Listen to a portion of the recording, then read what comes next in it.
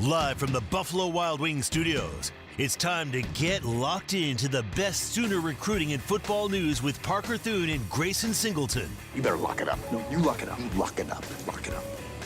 Hit the guys up on the Riverwind Casino call-in line at 405-329-9000 or text the show on the Knippelmeyer Chevrolet text line at 405-651-3439. Do it! Just do it! Now, with Locked In, here's Parker Thune and Grayson Singleton.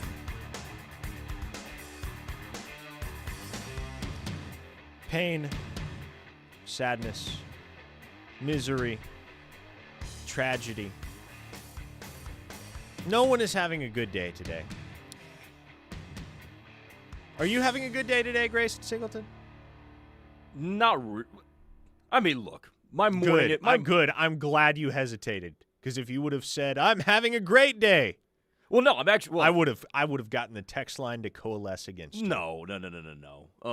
That was not enjoyable to watch, and my heart has been beating way too fast all day today because I drank a Celsius way too fast this morning. So we're off to a great start to this week. How much caffeine does a Celsius have in it? I don't remember. I usually drink them when I have to work out early in the morning. I don't usually drink them and then sit down at the office. So that might have a lot to do. So that's what you did. You drank a Celsius to sit down at the office? Well, Oh boy, no wonder you were wired. I've been pretty wired all day today. Ardmore's, and I've been looking forward to talking about this game. Yeah, look, folks. It's therapy hour. Let it all out. Send us your thoughts.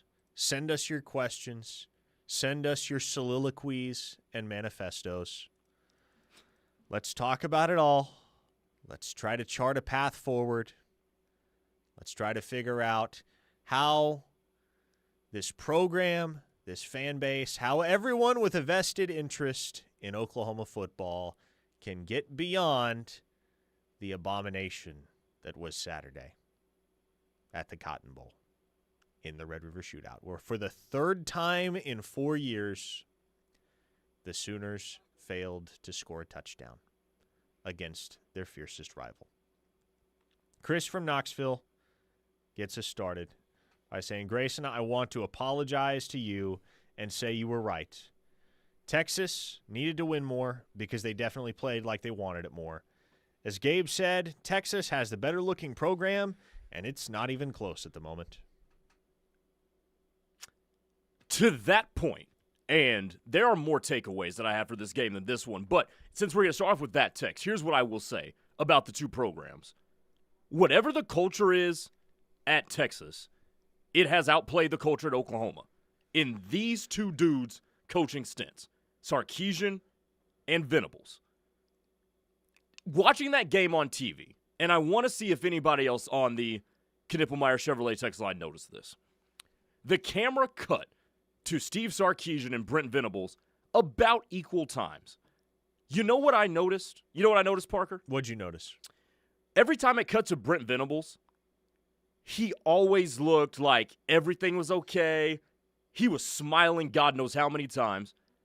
Every time it cut to Steve Sarkisian, that dude looked intense. He looked intense. He looked like he was coaching for his life. And I'm not saying Brent Venables, I'm not here to insinuate that Brent Venables took it easy or dropped the ball in terms of preparation, but somebody came out with more urgency between those two coaches, and it showed on television. And, we're now in a situation where Sarkisian has beat Venables head-to-head 3 or 4 years, and whatever they've instilled in Texas ever since Sarkisian got there, it has thoroughly outclassed Oklahoma. There are a few things that I feel we can definitively take away from the game on Saturday. First, and this is maybe a bit of a positive spin on the whole experience, that's the worst game that John Mateer is going to play all year. It's hard to fathom things having gone much more poorly for him than they did on Saturday. He was clearly not 100%. I don't care what he says about the thumb. I know he's a tough dude, and he's not going to make any excuses. But his accuracy was severely compromised on Saturday. And the only logical conclusion that you can come to, that you can arrive at, is that his thumb had something to do with that. He turned the ball over 3 times. He could just as easily have thrown 4, 5, even 6 interceptions. Grayson, the opportunities were there. Texas defensive backs got hands on the football. There were a lot of really head-scratching decisions that John Mateer made with the football. Yeah. There were a lot of easy throws that he missed. There were a lot of opportunities that he squandered. There were throws that he did not see that were available to him throughout the football game. And like I guess the very first thing I want to establish off the rip here is that, and I'm not saying all of y'all out there listening have to agree with me. I'm just telling you what I perceive. I do not hold Ben Arbuckle responsible for what happened on Saturday. My opinion of Ben Arbuckle as a play caller did not change. Ben Arbuckle did what he could. Ultimately, as a play caller, it's difficult enough to get something going when your run game is non-existent and your offensive line isn't moving anybody at the point of attack. But then when you have to revert to not even a pass first, but a virtual pass exclusive offense because you can't run the ball between the tackles with any degree of effectiveness, then it's up to your quarterback to make the correct reads and place accurate throws. And we didn't see that from John Mateer. So, look, you want to point the finger at anybody. You can point it at a lot of places. I think most folks are rightfully going to point the finger at Mateer, and he would own that. He would wear that. He understands he did not play up to par or anything close to it on Saturday. Don't point the finger at Ben Arbuckle. We'll see how the rest of the season goes, but as far as what happened on Saturday, I don't think the root of the problem was Arbuckle's scheme. I thought he did what he could with what he had. Okay, so a couple of things to address here. Number one, you said John Mateer's not going to play that bad. I don't think he'll play that bad, but I've been on this for weeks, Parker. His accuracy is questionable. Pre-thumb and post-thumb, his accuracy has been questionable. In the 3 games they have played against Power 4 opponents, John Mateer's completion percentage is a whopping 60. 60% completion percentage in the games against Michigan, Auburn, and Texas. He has thrown 1 touchdown and 3 picks. His accuracy is questionable. And the completion percentage, I mean, that's mediocre. He is 44th in the country in QBR right now. So I do think that we do have to recognize that even though John Mateer is a good player, especially when he's completely healthy, his accuracy can come and go. And I think that was proven this weekend.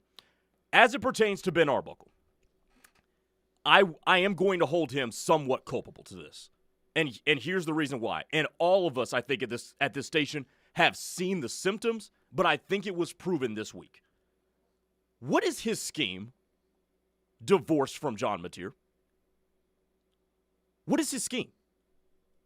Because so far in his tenure at the University of Oklahoma, their offense has looked pretty pedestrian until John Mateer makes the hero play.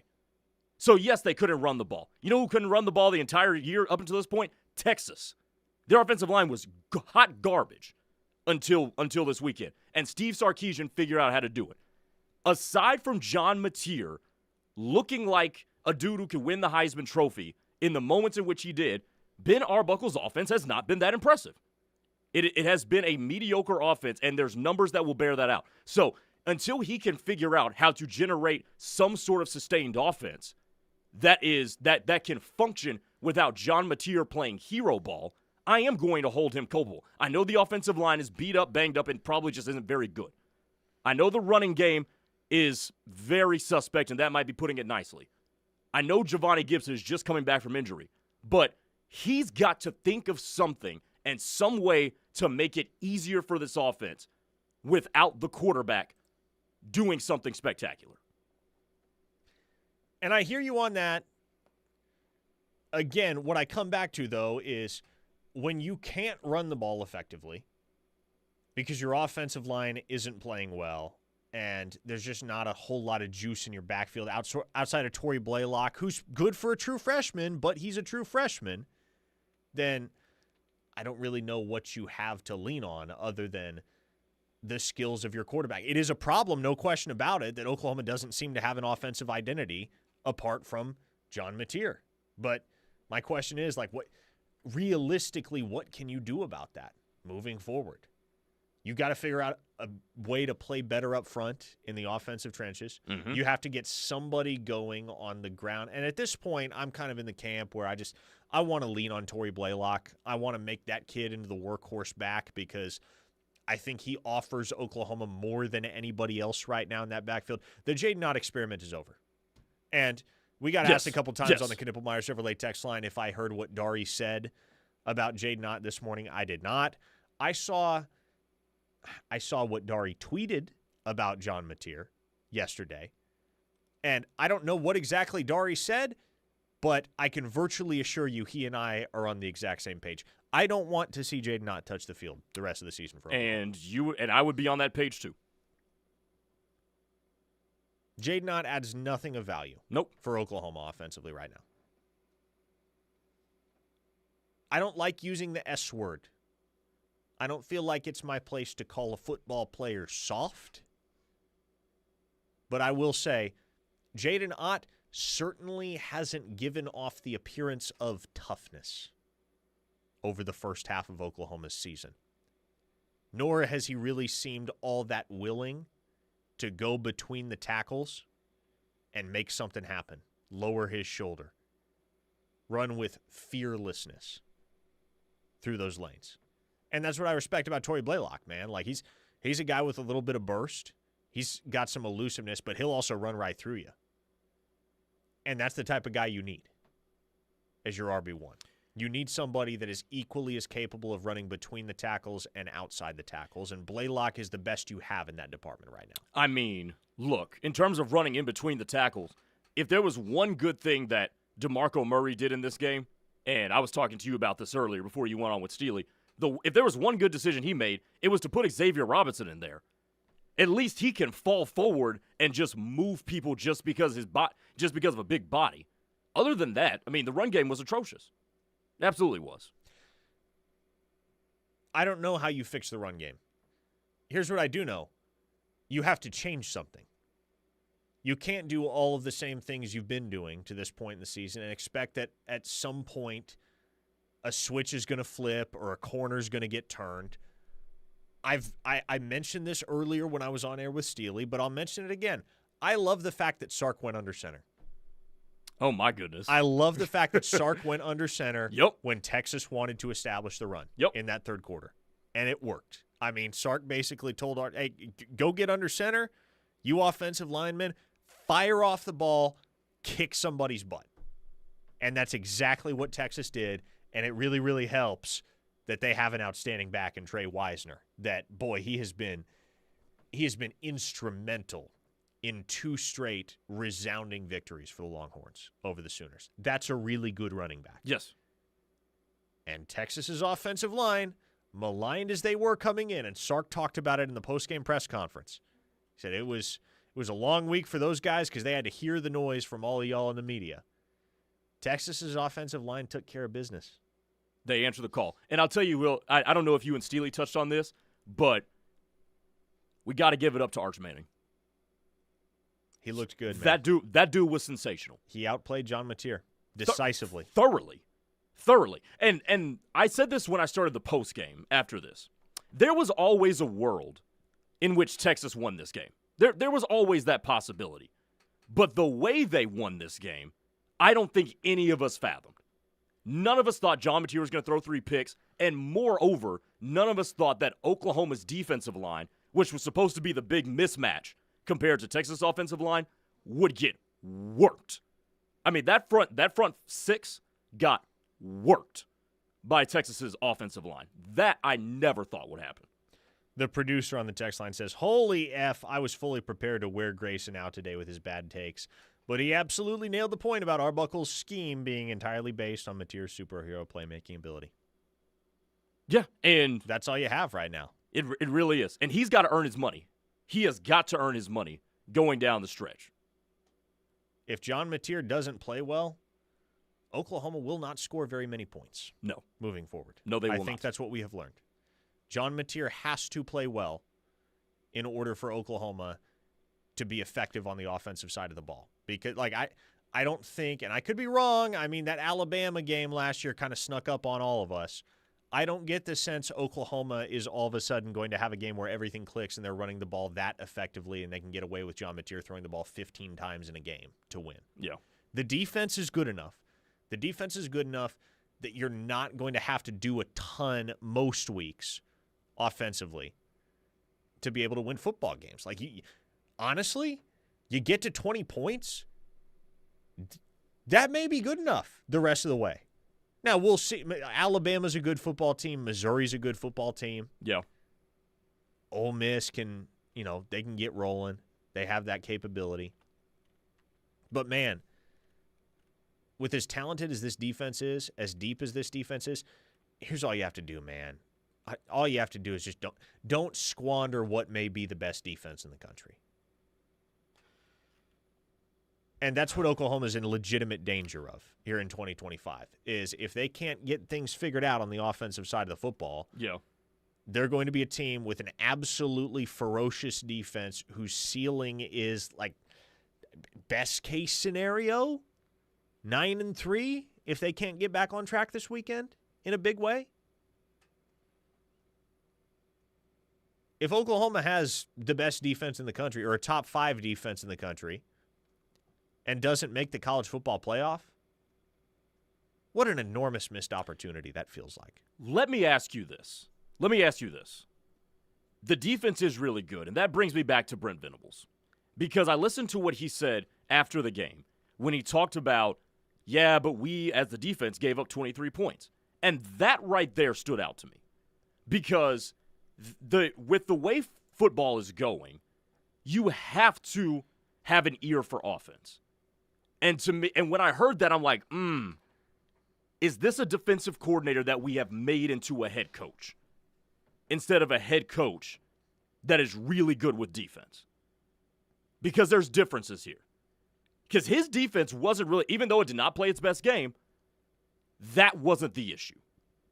That was not the issue. And when I hear that, I'm like,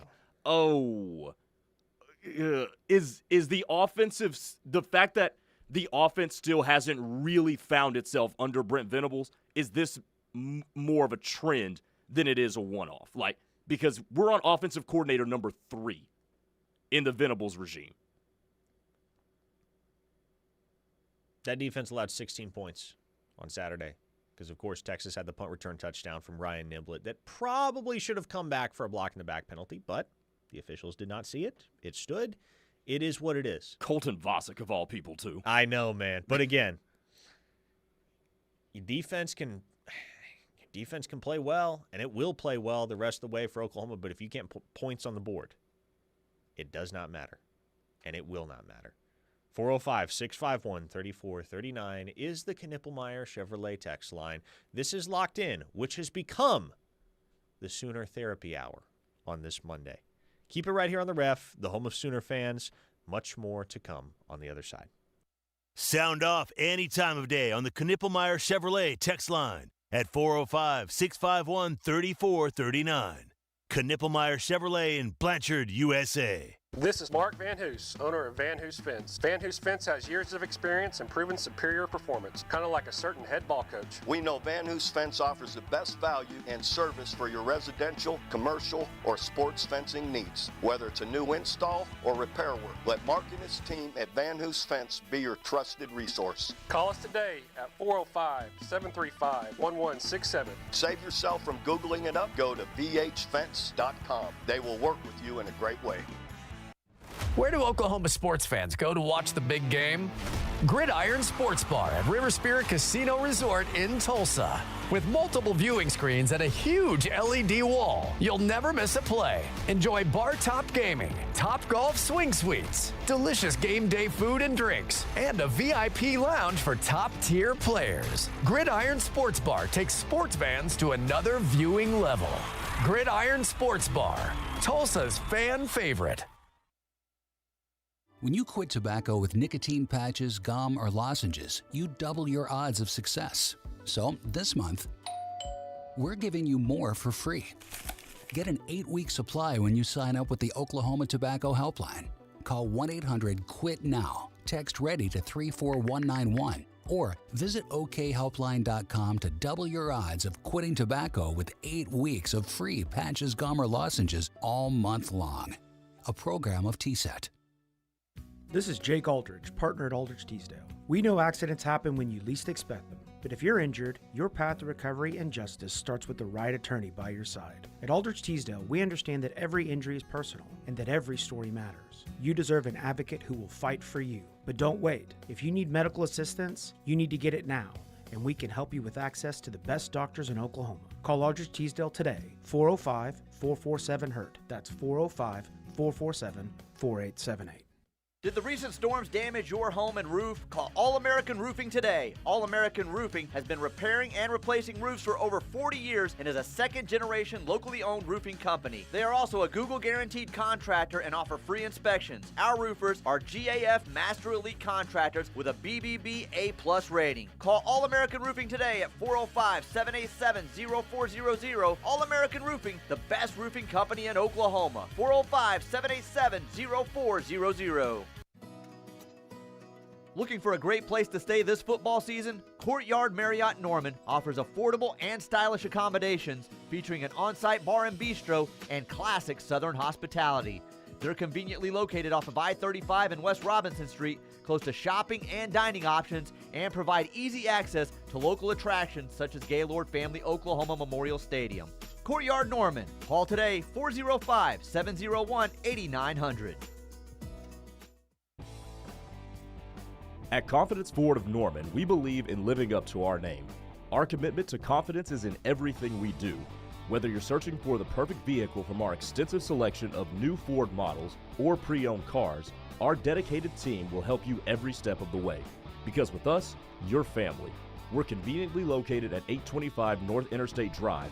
Confidence Ford of Norman, a Cavender Auto family dealership where confidence is Cavender. Come on down to River Bottom Nursery at one of their 2 locations in OKC. Now under new ownership, River Bottom serves both the commercial industry as well as the gardener and homeowner at both their plant and tree nursery locations. River Bottom Nursery has everything you need to make your yard paradise. Call them today, 405-735-3636, or swing by one of their 2 locations. RiverbottomNursery.com, Oklahoma City's premier tree and plant nursery.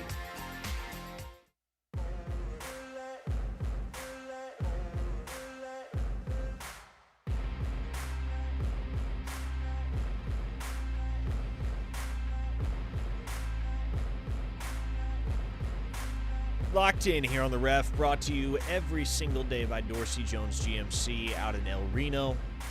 If you're looking for a new vehicle, why not a GMC?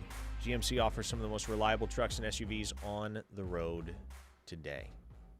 Dorsey Jones also offers fantastic service, including their iconic half-price oil changes on Saturdays. So make the short trek out to El Reno and do business with the good folks at Dorsey Jones. 405-651-3439 is the Knippelmeyer Chevrolet text line, but we are also streaming on YouTube every single day. Just search KREF Sports on YouTube. Odds are you will find us, and find us very quickly. Grayson, what's popping on the YouTube chat over there? This one caught my eye. This is from Dartrell on the YouTube chat. I pray that this team doesn't lose 4 to 5 games this season. And I was talking to some people afterwards, after this game, and with the exception of the Alabama game, because right now I think there's no way in hell Oklahoma wins that game at this particular moment in time. Alabama's really good. They look awesome. They look really, really good. So that game aside, you've got Missouri, Ole Miss, South Carolina, Tennessee, and LSU left. You could win every single one of those games. Or you could lose every single one of those games. And that's just the year in the SEC. So, to me, how Oklahoma is going to respond to this is huge. Because this season could just as easily end up taking off as it does tank.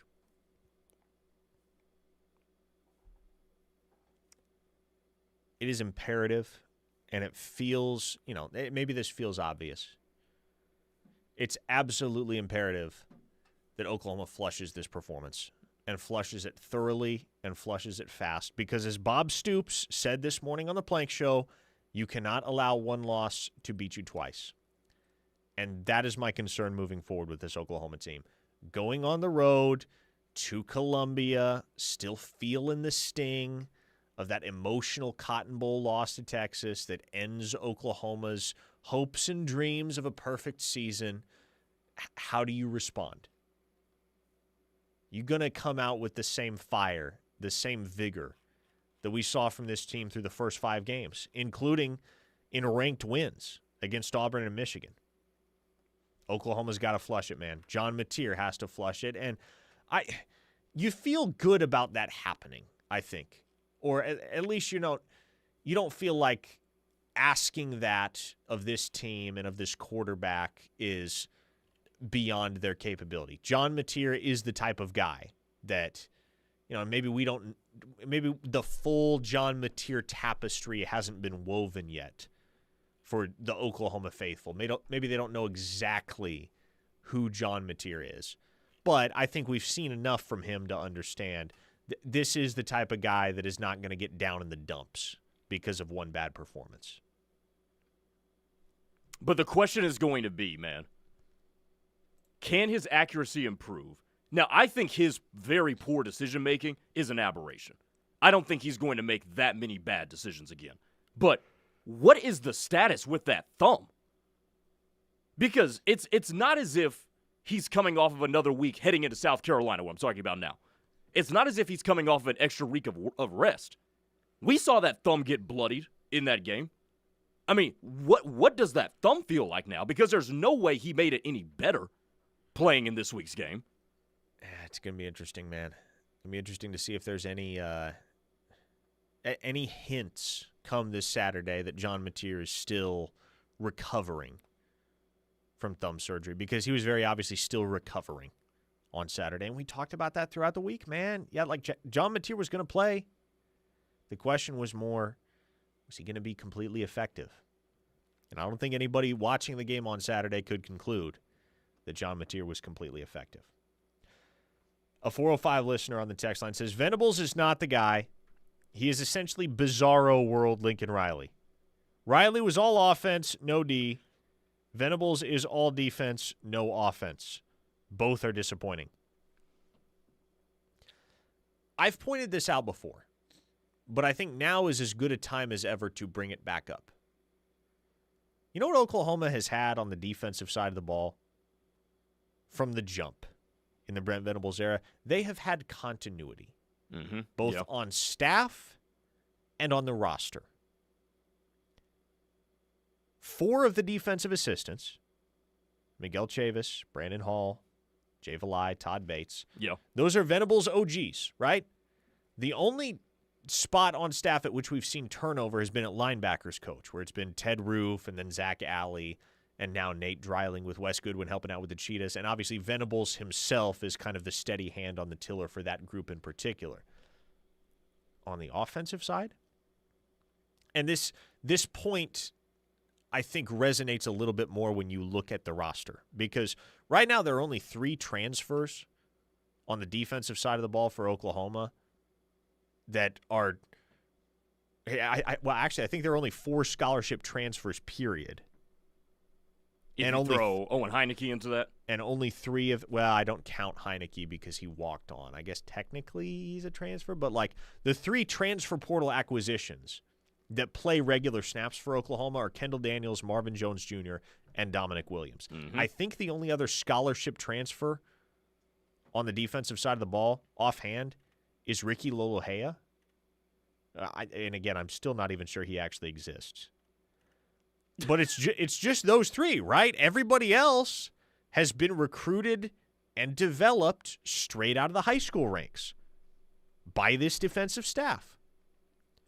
On the offensive side, it's transfers everywhere. Transfer at quarterback. Transfers in the backfield. Transfers at wide receiver. Transfers at tight end. transfers on the offensive line. You have to get away from that at a certain point. The development has to catch up on the offensive side of the ball for OU at a certain point. You cannot rely, and this is just my perspective here, but I think that the facts and the results bear this out. You cannot rely on cobbling an offense together via the transfer portal and expect that you're going to have the same sustainable, excellent product that you've seen from Oklahoma on the defensive side of the ball. I have nothing to add to that, because if you grew up in the basketball scene, this will make sense. There's the school team that's played together for 8-9 years when they get to be seniors in high school, and there's the AAU summer team that is just made up of individuals that are really, really good. Which one is going to look like they have the most chemistry together? And that's what they have right now. One side is from all corners of the country, really good players, but from all corners of the country. The other has grown up together into young men. It makes perfect sense what's going on here. 915 Sooner wants to know, Parker, with the loss this weekend, how does that affect recruiting momentum? I mean, it probably doesn't affect it a whole heck of a lot, I would say. I mean, you've got your 2027 nucleus locked in. Nobody seems to be on edge with regard to their commitment in the 2026 class, and generally one loss is not going to do that, right? Now, if Oklahoma goes and loses to South Carolina and then follows that up with a home loss against Ole Miss, then there's worry. Then there's legit cause for concern. Honestly, though, if a guy that's already committed to Oklahoma is going to reevaluate his decision based on a singular loss, I would posit that's not a guy you want in your program anyway, and I think most every college football coach in America would agree with that. Yeah, and we talked about this last week, how there wasn't a whole lot of crossover between Texas and Oklahoma in the 2026 class. The two guys that did take visits to Texas that you currently have committed, they're not going anywhere. That being Jake Krell and Bo Jandro. 405 Ricky Bobby says maybe we need a thick running back like Barry Sanders, Emmitt Smith, somebody with the old school way of running the football. I mean, at this point, like I could care less what the running back looks like, what he's built like, who he's built like. Just want somebody that's going to run the ball effectively. Yeah. And I think Oklahoma's best hope is Torrey Blaylock in that regard. Taylor Tatum remains non-existent. Taylor Tatum has been a healthy scratch the last 2 weeks. He was dealing with that injury earlier in the season, but there's no excuse to be had for Taylor Tatum. The staff's just not putting him on the field. And if they're not putting him on the field, you can only assume, like the only logical conclusion you can come to is that he's just not good, that he's not earning it on the practice field, that he's not inspiring any confidence amongst the staff that he can add something of value to this Oklahoma offense. And so, man, it would appear that the guys that we figured were probably the two most talented running backs in Oklahoma's room preseason, those being Jaden Ott and Taylor Tatum, are going to give you nothing the rest of the way. Nothing.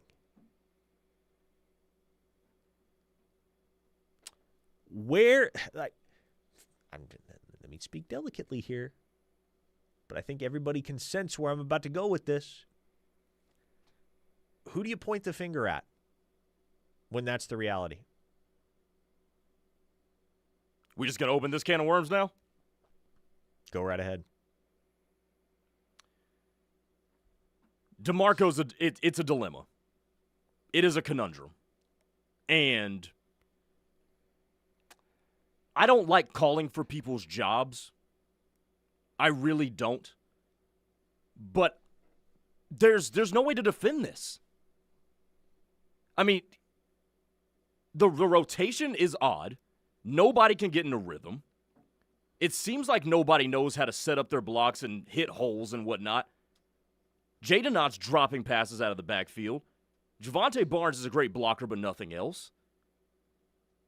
And look, as good as we think Torrey Blaylock is, dude's averaging less than 4 yards a carry at the moment in time. I don't know how you say this dude has done a good job. I just don't. I mean, I've been on this beat 2 years now, and Oklahoma's running game has not been inspiring one bit. I don't know how to defend it anymore. I don't like calling for people's jobs either. But it's getting really, really hard to defend the product that's being put out there. Yes. And Bill Bedenbaugh, to me, he has an out. He has He has a get-out-of-jail-free card, which is the fact that he's got an outstanding recruiting class coming in both 2026 and 2027, and he's got some of the most talented young linemen in the program. Yep. That the Sooners have landed in the 21st century. Most notably, Michael Fasusi and Ryan Foje, EPL, in that discussion as well, even though he does have to get better. Like, if he were good enough, he would be seeing the field right now for Oklahoma. He's not. There's still development that needs to happen there. But there's hope. There's tangible hope for brighter days ahead up front in the offensive trenches. I really don't know what there is to get excited about in the running back room moving forward. I think Torrey Blaylock is good. Don't get me wrong. I like Torrey Blaylock as a football player. Mm-hmm. What else does Oklahoma have right now? And here's the thing, if you want to juxtapose the situation with DeMarco to the situation with Bedenbaugh. If you choose to part ways with Bill Bedenbaugh, as some people want to happen, you are staring down the barrel of starting over. Yep. At offensive line. Your offensive line prospects are set up through 2029, which is when Cooper Hackett and Caden Penny would be college juniors. So you're set up that far. You want to strip all that away. As it pertains to DeMarco Murray, though, what's easier, to start over with a new crop of running backs or to start over re-recruiting a new crop of offensive linemen? Mm-hmm. I think 100% of us know the answer to that question. Yeah, and look, at this point in time, if you're one of those that wants Bill Bedenbaugh on the first Greyhound bus out of Norman, okay, I'm not going to try to talk y'all out of that. You're entitled to your opinion. I just want you to understand, I want everybody to understand, that if you go down that route, exactly what you just said, Grayson, is the reality, which is you're going to have to pretty much start from scratch in the offensive trenches. And there will be portal departures, there will be decommitments, and whoever the next offensive line coach is will have a lot of reconstruction to do. He'll have a lot of reconstruction, and he'll have to do it without the resume of Bill Bedenbaugh. Correct. So, look, if that doesn't dissuade you, if you're still of the opinion that Oklahoma needs to make a change, they need a new offensive line coach, okay. But just understand what comes with it. It's kind of akin to the conversation with Penn State and James Franklin. Right? Just be careful what you wish for. You better be certain you can do better than the guy that you are sending on his way. Now, I will say this. Here's why the two situations, even though it's a great analogy, here's why I don't think they're the same. Because James Franklin, there was nowhere further up to go. Penn State had peaked with James Franklin. I want to believe that if he gets some dudes that are healthy and some dudes that take recovery seriously, by the way, because that one note that you put out is just mind-boggling to me, I think there are better days ahead for a Bill Bedenbaugh coached offensive line. I don't think there were better days ahead for Penn State. I mean, they had just reached the summit of what they were going to get to with James Franklin. I just think that Bedenbaugh, with a healthy offensive line, can get this offensive line playing back to a Bill Bedenbaugh offensive line, be it in 2026 or 2027. Make your voice heard by shooting us a text on the Knippelmeyer Chevrolet text line at 405-651-3439 on this melancholy Monday in the aftermath of the Red River Shootout. Many more of your texts on the other side. Keep it here on The Ref, the home of Sooner fans. Join the movement. The Ref Army is growing. Don't miss a second of the Sooner coverage you want with the KREF app, the #1 source for Sooner fans. Would you like to play a more active role in your health? At Hightower Clinical, we believe all Oklahomans should have access to new potential treatment options through clinical trial participation. Our team wants to support you with the best care possible through clinical trials. No health insurance is required. Compensation is available for eligible study participants, and study care is provided at no cost. Having the chance to go through a trial and find out if something works for them and makes their life easier, I would recommend them do it. To learn more, scan this QR code and visit our website. School is in, football is on, and the Pretzel Cheddar Club is here at Chick-fil-A. Visit us on 12th Avenue in Norman and get your hands on this delicious sandwich, piled with lettuce, tomato, cheddar cheese, and applewood smoked bacon, all inside a toasted pretzel bun with original, spicy, or grilled chicken. Dip into our creamy Dijon mustard sauce and wash it down with a crisp cherry berry drink. Call the 12th Avenue Chick-fil-A in Norman at 405-310-3189 or visit us on the app. It's spooky season here at Riverwind Casino. And the monster jackpots are taking over. Experience all thrills and chills on brand new electronic games. Celebrate in style as a VIP in a private suite in our Showplace Theater. Game like an MVP when you play with your wild card. Drop in every Friday in October to win your share of our $100,000 Creepin' for Cash giveaway. So keep the good times rolling at your favorite haunt. And we'll see you at Riverwind Casino. Hey, it's Mike Steely, one of America's favorite regional radio stars. Not really. Reminding you to go to the Apple Store or the Google Play Store and download the KREF app. You'll have access to the Ref forever at the Apple Play Store or the Google Play Store. You can listen to myself and Parker Thune from noon to 2 and all the other great shows right here on the Ref Radio Network, the home of Sooner fans. Go get the app. It's awesome. Are you in need of purchasing your own health insurance? Are you turning 65 and confused about Medicare? Are you an employer looking at offering benefits to your staff? Call the agents at Allison Insurance. They'll sort through the confusion. They're not captive to just one company, and they'll get the best option for you. Don't get frustrated. Call Allison Insurance at 800-580-5587 or 745-2968. Allison Insurance. They are the experts. We're with Bridget, whose husband won't be home for months and whose daughter is due any day. We're with Mike, who's leaving home to protect his family and yours. We're with all service members and their families who need community, connection, and maybe a bit of magic. Are you with them? Learn more at uso.org today. Don't you wish your life came with a warning app? Stop. That dog does not want to be petted. A heads up before something bad happens. You should not send that text. Uh-oh. Life doesn't always give you time to change the outcome, but prediabetes does. With early diagnosis and a few healthy changes, you can reverse prediabetes and prevent or delay type 2 diabetes. To learn your risk, take the 1-minute test today at doihaveprediabetes.org. Brought to you by the Ad Council and its prediabetes awareness partners. Happy birthday to you. Happy birthday to you. Happy birthday. In the U.S., 1 in 5 children with cancer will not survive. But there is hope because of you. Help give them more birthdays, more moments, more tomorrows, because every child deserves a chance to grow up. Give them tomorrow. Support St. Jude today.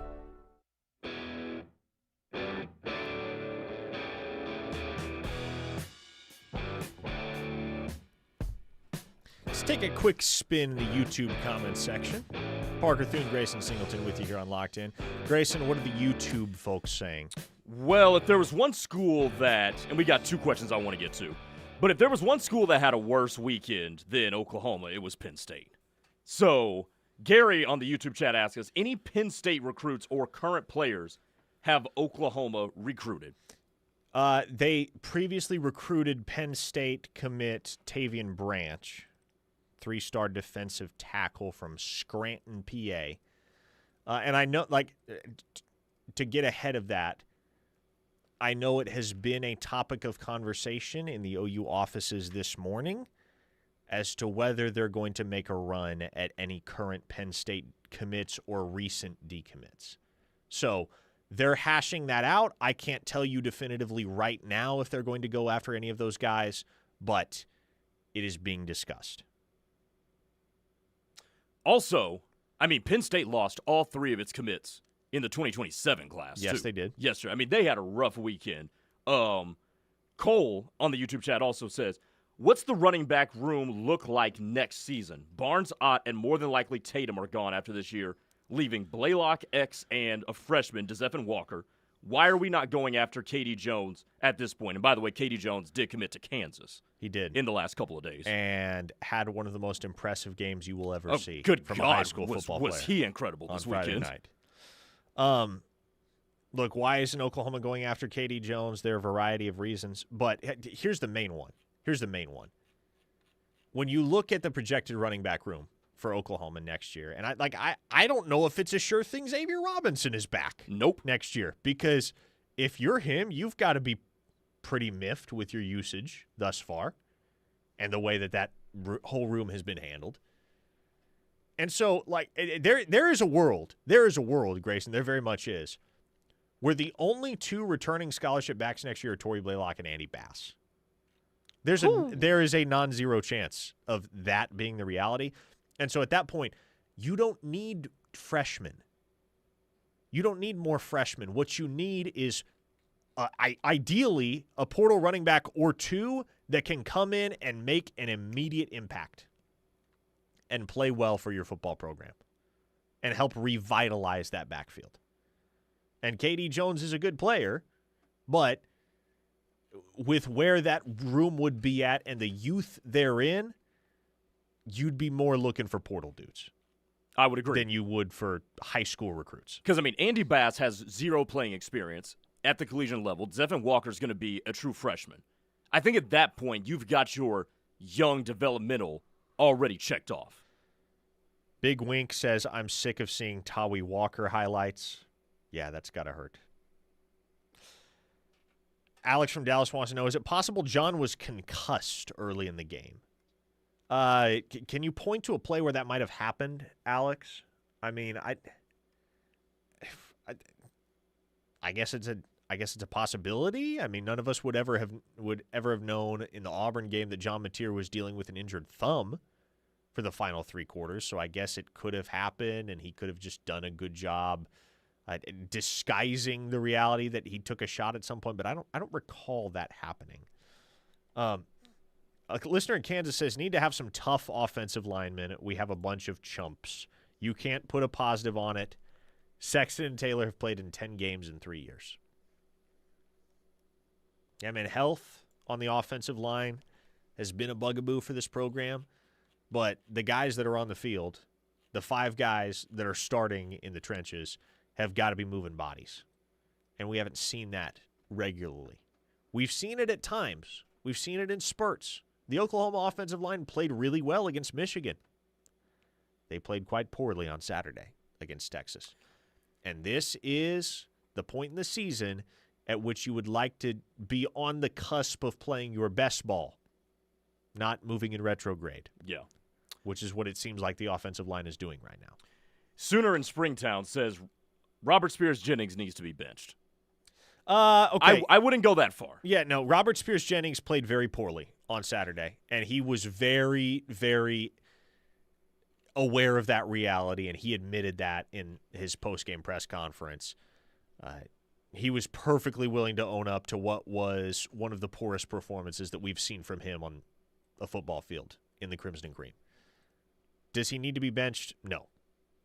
No. He's still one of Oklahoma's best defensive football players. He played poorly. Everybody has an off game sometimes.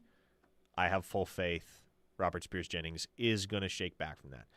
Oklahoma really didn't tackle very well on Saturday. No, that they was did another not. thing. And I feel like you almost you have to give some credit to Trey Wisner in that regard, because it's 2 straight years Oklahoma has had real difficulty bringing him down. I don't know what it is about him. Makes him a tough guy to corral.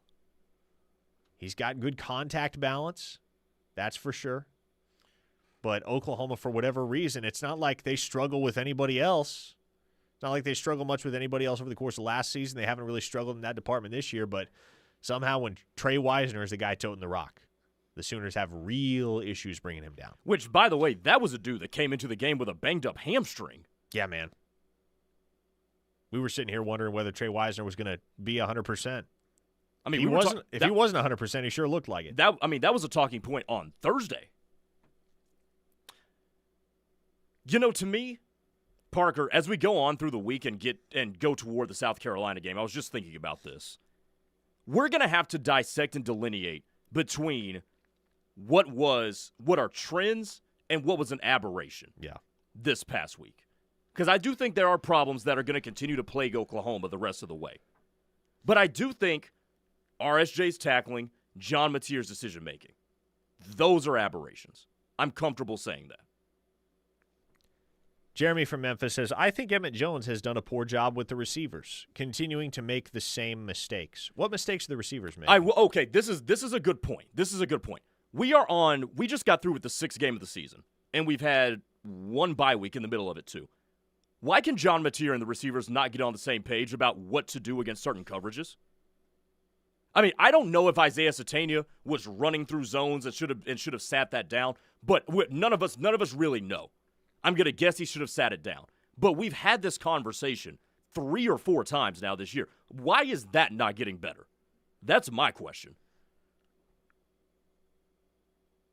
Outlaw Devil says, blame Brent Venables for being soft. Won't fire anyone. I'll just be completely honest with all of you folks out there listening. If you want somebody fired, it's not happening this week. Oklahoma is Nor should it. Yeah, Oklahoma is 5-1. Their goals are all still highly attainable, all out there in front of them. They still control their own destiny in every sense of the word. And so are there issues that we will need to have a spirited discussion about after the season, and maybe the employment status of certain individuals that will be highly scrutinized after the season? No doubt. But the Sooners are not in a position where Brent Venables is going to walk into the offices tomorrow morning or Wednesday morning and tell somebody they're out of a job. Because you don't do that after your first loss of the season. Especially when that loss comes in the month of October and you're still sitting there, number 14 in the AP poll. Because that message, the message that sends is, we are an impulsive program. Yes. And that's not a positive. No, you don't want to be an impulsive program. Doug in Mustang says, ask Seth Luttrell if he fires anyone. Yeah, he fired Seth Luttrell. But at that point, it was glaringly obvious to everyone that a change had to be made, right? Yeah. And there are folks that have opinions of changes that should be made,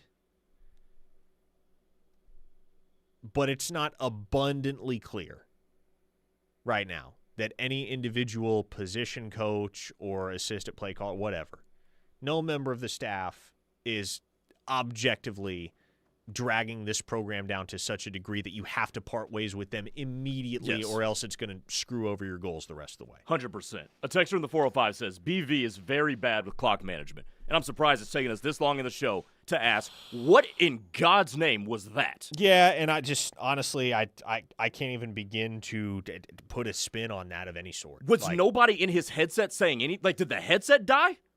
Because isn't this what you brought Kevin Wilson on board to try to assist with? Among other things, absolutely. Situations exactly like that one. Yep. And that's where the game turned.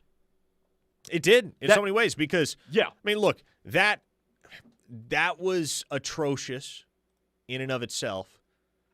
But the throw that John Mateer made, a throw which never should have been made in that scenario, that resulted in the second interception of the game for Malik Muhammad, and completely killed Oklahoma's momentum and took points off the board going into the half. I mean, that was it. Texas got their mojo back right then and there. Yeah. That was really where the game swung. The Sooners got their teeth kicked in the middle 8. Mm-hmm. Amen. And from there, they had nothing, man. That was the last time they got that close to scoring. Yes. I don't think they moved within the opponent's 25-yard line after that throw from John Mateer. From that ill-advised, ill-fated throw. from that moment on, when Venables made that just catastrophic error, the coaching staff of Texas ran laps around the coaching staff of Oklahoma. And Oklahoma never recovered. Nope. Venables and that staff, they got out-coached by Sarkisian and Texas. And again, maybe this is not the message folks want to hear, but that's the nature of the beast in the SEC. Everybody's got top-of-the-line coaches. Everybody's got top-of-the-line talent. Everybody can make you pay if you don't bring your A game on any given Saturday. Oh, man. Not a fun day of radio. Not a fun day to be a Sooner fan for all of you, no doubt. We'll do it all again tomorrow. For now, we're done. Teddy Lehman and Tyler McComas coming up on the other side. The Rush is next here on The Ref, the home of Sooner fans.